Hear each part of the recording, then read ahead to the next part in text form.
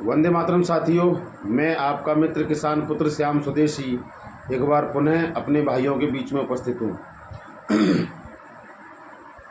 साथियों, जैसा कि आपको पता है और लगभग पूरे देश को पता चल चुका है मीडिया के माध्यम से, सोशल मीडिया के माध्यम से, कि उत्तर प्रदेश सरकार ने 5000 सरकारी विद्यालयों को बंद कर दिया है और कारण बताया गया है कि उसमें छात्र संख्या कम है, इसलिए उन विद्यालयों को बंद करके उसमें जो भी छात्र हैं वो पड़ोस में कोई 2 किलोमीटर, कोई 4 किलोमीटर, कोई 10 किलोमीटर दूरी पर उनको भेज दिया गया है, मर्ज कर दिया गया है। प्रश्न उठता है, छात्र संख्या कम होने का जो उत्तरदायी व्यक्ति है वह कौन है? घर में कोई समस्या होती है तो उसका उत्तरदायी घर के मुखिया को बताया जाता है। तो जब राज्य में ये समस्या हुई है तो राज्य के मुखिया का उत्तरदायी होना चाहिए, और मर्ज करना है तो पहले राज्य के मुखिया को इस्तीफा देना था, उसके बाद मर्ज करना था तो शायद समझ में आता, लेकिन ऐसा इन्होंने नहीं किया। इन्होंने केवल और केवल विद्यालयों को बंद कर दिया। सीधी सी बात है, गरीब बच्चा पढ़ नहीं पाएगा। मेरे गुरु हैं लक्ष्मी नारायण जी,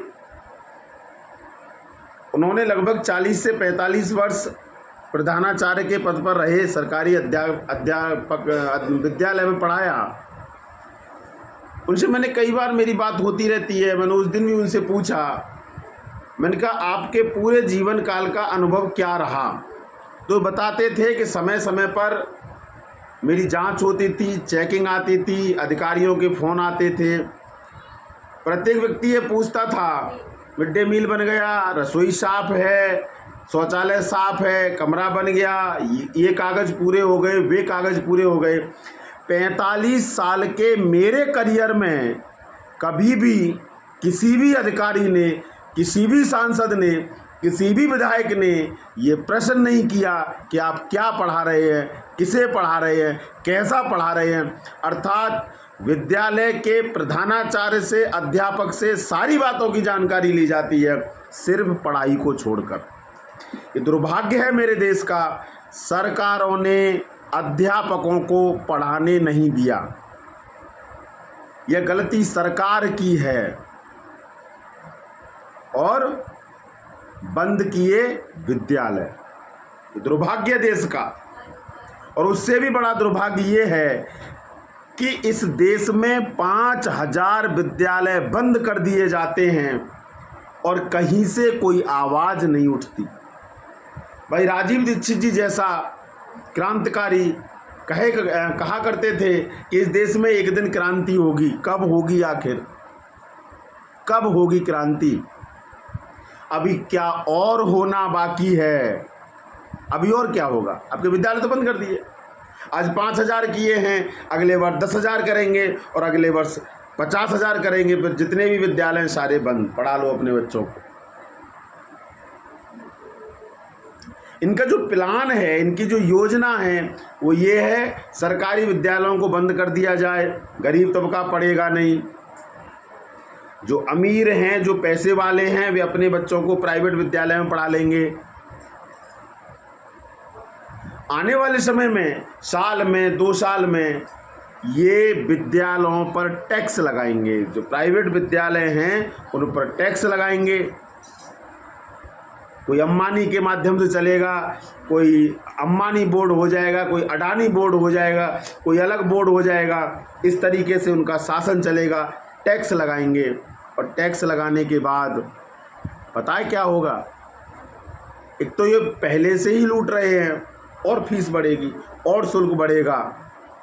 कोई अपने घर से तो देगा नहीं ना टैक्स, और शुल्क बढ़ेगा और उसका सारा लोड, सारा भार अभिभावकों पर, अर्थात भारत की आम जनता पर पड़ेगा।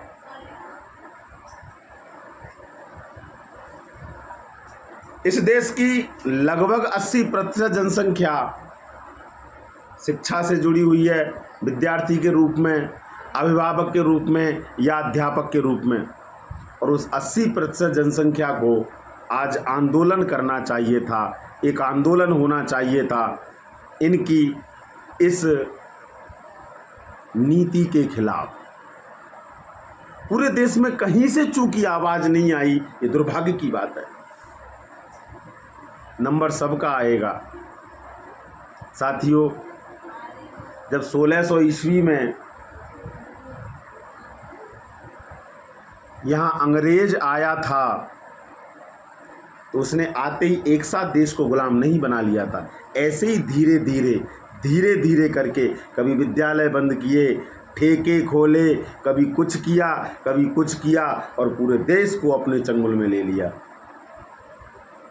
ये सरकार उसी नीति पर चल रही है।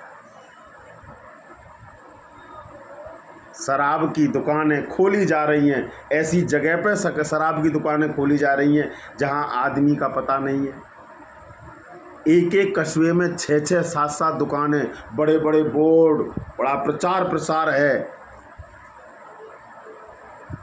यह सरकार सीधा संदेश देना चाहती है, पढ़ोगे तो मरोगे और पियोगे तो मज़े लोगे, आनंद लोगे। यह आपकी संतानों को नशेड़ी, भंगड़ी, अपराधी बनाना चाहती है। इसलिए ये समय है सोशल मीडिया के माध्यम से एकजुट होकर, पत्रों के माध्यम से इस नीति का विरोध करिए। इन्हें एहसास दिलाइए कि आपने गलत किया है। अगर इनको कुछ करना ही था, मर्ज करना ही था, तो सबसे पहले इन विधायक सांसदों को मर्ज करना था। इनका कोई उत्तरदायित्व नहीं है, इनकी कोई भूमिका नहीं है इस देश में।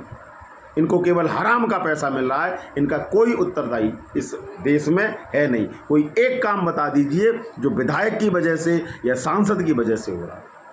विधायक सांसदों को चुना गया था, बनाया गया था कि वे जनता की आवाज़ को सरकार तक पहुंचाएं। एक भी सांसद, विधायक बता दीजिए जो जनता के बीच में जाता हो या जनता की आवाज़ को सरकार तक पहुंचाता हो। इनको मर्ज करना चाहिए था, इनको ख़त्म करना चाहिए था। यह देश की आवश्यकता थी। ऐसा इन्होंने नहीं किया। क्यों? क्योंकि लूट मचानी है, लूटना है इन्हें। ये नहीं चाहते कि ये देश पढ़े, ये नहीं चाहते कि इस देश की जनता आगे बढ़े। इसलिए मैं एक छोटा सा कार्यकर्ता, एक छोटा सा देशभक्त, इस देश के सभी जीवित व्यक्तियों से निवेदन करता हूँ, आइए हम सब एकजुट होकर आवाज़ उठाएं, स्वयं को सिद्ध करें, इन्हें बताएं कि हम जीवित हैं, बताएं कि हम जिंदा हैं, बताएं कि ये राष्ट्र मेरा है, बताएं कि धरती मेरी है, ये भविष्य मेरा है, बच्चे मेरे हैं। जय हिंद, वंदे मातरम, जय गौ माता। भाई राजीव दीक्षित अमर रहे।